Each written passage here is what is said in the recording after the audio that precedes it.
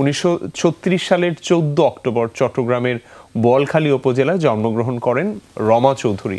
ঢাকা বিশ্ববিদ্যালয় থেকে বাংলা সাহিত্যে স্নাতক এবং স্নাতকোত্তর ডিগ্রি নেন তিনি। পেশা হিসেবে বেছে নিয়েছিলেন শিক্ষকতাকে। পাশাপাশি সাহিত্য চর্চা তিনি চালিয়ে যাচ্ছিলেন। মুক্তিযুদ্ধের সময় পাকিস্তান হানাদার বাহিনীতে হাতে 2 ছেলেকে হারানোর পাশাপাশি নিজের সম্ভ্রমও হারান তিনি। পাক হানাদার বাহিনী পুড়িয়ে দেয় তার বাড়ি, তবুও মুক্তিযুদ্ধে হার মানেননি এই বীরঙ্গনা।